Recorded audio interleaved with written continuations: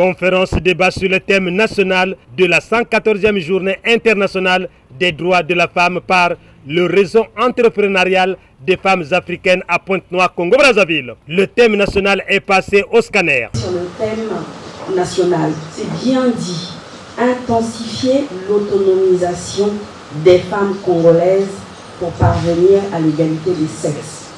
Dans nos traditions, les femmes sont complémentaires aux hommes. Les femmes vont à la pêche, mais pas la même pêche que les hommes. Les femmes vont à la chasse, mais pas la même chasse que les hommes. Chacun arrive au village en apportant le fruit de son travail. Aucune femme dans nos cultures n'est oisive. Une femme qui était oisive dans un village, elle est complètement isolée du reste de la communauté. La femme vertueuse n'est pas devenue tout ce qu'elle est dans le mariage. Non. Ça veut dire que durant sa période de célibat, elle s'est formée, d'accord? Et elle est arrivée dans le mariage avec tout ça parce qu'elle doit justement être une aide semblable pour le mari. Donc je pense que pour tous ceux qui se réclament d'obédience chrétienne, d'accord, quand on parle de soumission, tout le monde est d'accord. C'est pour ça que personne n'a interagi. Mais pour ceux qui ne sont pas forcément d'obédience chrétienne, ça pose toujours problème. Donc effectivement, ici, à partir du moment où nous sommes dans un cadre où il y a plusieurs personnes, chrétiens, musulmans, athées, le terme soumission, à mon avis, n'a pas sa place. Parce qu'il ne sera vraiment pas compris par tout le monde. Tout de suite, ça va provoquer des réactions épidermiques. Comme vous l'avez constaté, il s'agit du thème « Intensifier l'autonomisation des femmes pour parvenir à l'égalité des sexes ». Ce thème, disais-je, a alimenté le débat de la conférence organisée par le réseau entrepreneurial des femmes africaines ce samedi 9 mars 2024 à Pointe-Noire. Plusieurs femmes entrepreneurs et en voie de lettres ont suivi les exposés des panélistes, des coachs en entreprise, débat houleux et intéressant. Média Plus Océan vous plonge encore dans le vif du débat. Le thème, c'était intensifier l'autonomisation des femmes congolaises pour parvenir à l'égalité des sexes. Je vais demander à chacune de nos panélistes de nous dire déjà ce qu'elles en pensent de ce thème. Parce que certainement, il y a peut-être des femmes qui ont certainement entendu des mots de ce thème pour la première fois. Autonomisation, c'est quoi? Intensifier, c'est quoi, par exemple? Donc, on aimerait un peu commencer par décortiquer le thème avant que je pose des questions que j'ai préparées pour vous. Et aussi, on aura le temps de prendre des questions dans le public. L'égalité homme-femme et l'autonomisation des femmes sont en soi des objectifs de développement. Les deux sont essentiels pour la promotion d'un développement durable au Congo. Donc si nous parlons donc de ce thème, si nous revoyons ce thème est très actuel parce que depuis un moment on parle de développement durable et de l'égalité homme-femme et donc ça a été bien choisi. Donc pour moi je pense que le thème est très bien, il est actuel. Un thème très bien choisi et ça vient rejoindre ce pourquoi je communique chaque jour sur mes réseaux, l'autonomisation de la jeune femme. Sauf qu'on a parlé du Congo, donc je suis au Congo, donc je prône l'autonomisation de la jeune femme congolaise. Que tu puisses nous expliquer c'est quoi pour toi l'autonomisation? Moi, je dirais l'autonomisation dans le cadre de la femme, c'est rendre la femme capable de s'affirmer, de se prendre en charge, de prendre en charge sa famille et d'assumer sa place d'aide dans son foyer. Peut-être que Maman Reine, tu as quelque chose à ajouter là-dessus? Pour moi, je dirais que l'autonomisation de la femme, une femme autonome, c'est une femme qui a le pouvoir de sa politique.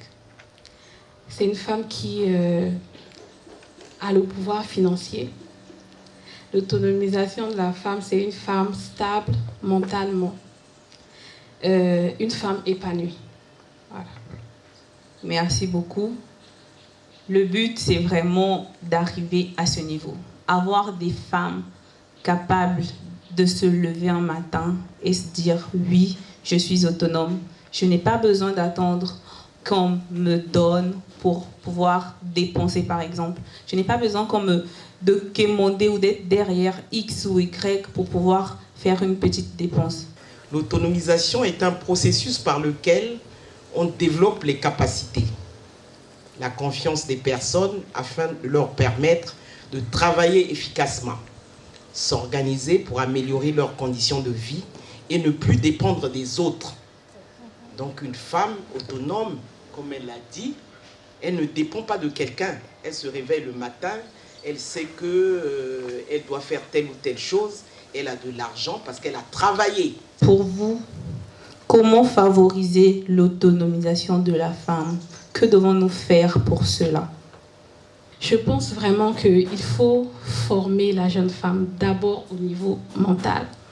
On a vraiment un problème parce que moi, personnellement, il y a beaucoup de jeunes filles qui viennent vers moi pour dire que j'ai un manque de confiance. Je n'arrive pas à m'affirmer, je n'arrive pas à entreprendre. C'est vraiment quelque chose qui revient. Et raison pour laquelle même dans mes formations, je parle vraiment de la confiance. Donc déjà mettre ces formations-là, voilà, que ça soit accessible à plus de jeunes filles. Et ça passe franchement par le développement personnel. Pourquoi pensez-vous qu'il est important de valoriser ou de favoriser l'autonomie de la femme? Parce que chez nous en Afrique, la logique voudrait qu'une femme soit une maman au foyer, qu'elle soit à la maison en train de gérer les enfants, le mari. Alors pourquoi favoriser l'autonomie de la femme? Si on ne favorise pas l'autonomisation des femmes, le Congo ne pourra jamais se développer. Parce que ce sont les femmes qui emmèneront le Congo vers l'avant, vers le haut. Si on ne fait pas, on n'autonomise pas les femmes, que les femmes fassent ce qu'elles doivent faire, qu'elles prennent le développement du Congo en main, nous ne pourrons jamais parvenir au développement durable, comme on le dit. On peut faire tous les discours possibles à l'ONU, partout dans le monde, on ne s'en sortira pas. En tant que femme, on a les capacités de faire beaucoup de choses. Et je dis toujours aux jeunes femmes que vous devez profiter de ça, surtout pendant que vous avez encore de la force de le faire. Parce que moi, j'aime avancer d'une façon consciente. On n'aura pas toujours cette force, on n'aura pas toujours des capacités de le faire, mais pendant que nous sommes jeunes, il faut carburer, comme la coach Alvin a dit, il faut carburer, il faut réfléchir, il faut le faire, il faut être autonome, que rien ne vous arrête. Moi, je vais un peu m'inspirer de la Sainte Parole qui dit « Dieu a créé la femme à la base pour être une aide à l'homme. » Et donc, elle ne peut pas être une aide à l'homme si elle a les poches vides. Elle ne peut pas être une aide à l'homme si elle est à la maison et elle tend la main tout le temps. Vous êtes aussi d'accord avec moi que la majorité des foyers où la femme ne travaille pas a tout le temps les problèmes. Donc du coup, pour que tu puisses assumer cette responsabilité que Dieu t'a donnée en te créant, il faut que tu aies une voie, plusieurs sources de revenus pour pouvoir être cette terre-là, cette fondation que tu dois être pour ton foyer. Au regard de tous ces conseils, que faire pour décrocher l'argent du démarrage d'un projet? C'est la question que s'est posée Janida Iloki, femme entrepreneur en devenir, laquelle a fondu en larmes parce que démunie des moyens financiers. Émotionné par le questionnement de Janida Iloki, le staff du REFA a promis la secourir illico presto. Un téléphone lui sera payé pour lui permettre d'accéder à l'Internet. En tout cas, elle est au bon endroit. Pourquoi est-ce que je dis qu'elle est au bon endroit? Parce que cette journée a été organisée par REFA, qui est le réseau des femmes entrepreneurs africaines. Et justement, lors de notre assemblée générale tout à l'heure, nous avons évoqué ce point. C'est-à-dire que nous voulons vraiment aider les jeunes entrepreneurs à pouvoir aller plus loin. On va vraiment faire quelque chose pour t'aider à aller de l'avant. Parce que j'avais vraiment, personnellement, je m'engage pour débloquer un petit fonds par rapport à ce qu'il me faudra pour commencer. Autre le débat sur le thème national, Delphine Ndonda, artisane œuvrant dans la savonnerie, a fait un bref aperçu sur les différentes lois qui protègent la femme contre les violences basées sur le genre, dont la loi Mouébara. Les femmes de REFA International Congo remercient le gouvernement pour la volonté affichée quant à la prise de la loi Mouébara, numéro 19 2022 du 4 mai 2022 portant lutte contre les violences faites aux femmes. Cette loi arrive à point nommé pour rendre justice aux multiples femmes victimes de tant de violences. Ce que nous pouvons demander au gouvernement, c'est tout mettre en œuvre pour une application stricte et rigoureuse de cette loi salvatrice pour la dignité de la femme congolaise. De la part des femmes, nous appelons à une prise de conscience afin d'aller vers l'information, de se former pour renforcer leurs capacités dans leurs domaines respectifs. C'est là le gage de leur autonomisation et du respect de leurs droits. Alvin Murel Kago, panéliste et coach, nous résume son exposé. L'idée touche exactement mon idéologie, en fait, la thématique que je partage régulièrement avec ma communauté en ligne, c'est-à-dire l'autonomisation de la jeune femme. Maintenant, dans le cadre de la jeune femme congolaise, ce que moi j'ai pu apporter dans ce thème, c'est d'amener la jeune femme congolaise à comprendre que son épanouissement passe par son autonomie financière. Son épanouissement passe par sa capacité à se prendre en charge et à prendre ses responsabilités aux côtés de son partenaire ou bien de son foyer ou bien de sa famille en étant comme une aide financière. Elle ne peut pas accomplir tout cela si elle n'a pas une source de revenus.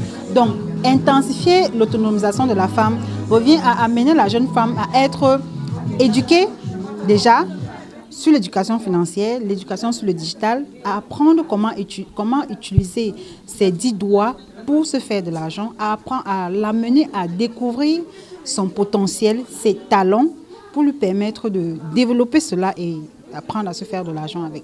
Delcia Bakondolo, vice-présidente entrant du REFA, a circonscrit les bien fondés de cette retrouvaille. Alors cette journée, c'est à l'honneur de la 114e journée internationale des droits de la femme, donc le 8 mars. Bon, nous avons choisi le thème national parce qu'il parle exclusivement de la femme congolaise. Et c'est une bataille, c'est un combat que nous menons à REFA, Congo précisément, pour pouvoir promouvoir l'entrepreneuriat féminin. C'est pour ça que nous avons choisi ce thème national, parce qu'il parle de l'égalité des sexes au Congo. Oui, je suis très satisfaite déjà en tant que vice-présidente et que j'ai été à l'organisation de l'événement. Nous avons eu beaucoup d'émotions, nous avons eu beaucoup de questions, beaucoup des intervenantes et les attentes sont comblées. Nous espérons vraiment pouvoir résoudre les problèmes dont nous avons fait face aujourd'hui. Wanga Bouteti, vice-présidente sortante, présente le REFA. Le REFA, c'est le réseau entrepreneur des femmes africaines.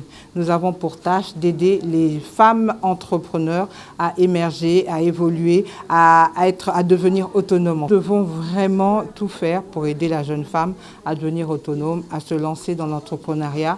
Ce n'est plus, c'est vraiment une nécessité par les temps qui courent. Il est vraiment impossible par les temps qui courent de ne pouvoir vivre qu'avec une seule source de revenus. Il faut absolument diversifier ces sources de revenus. Il faut absolument entreprendre afin de pouvoir se donner une meilleure qualité de vie.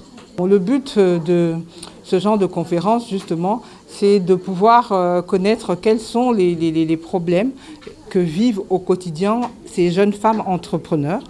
Et par rapport aux problèmes qu'elle a eu à évoquer, nous avons été en mesure de répondre tout à fait à son besoin.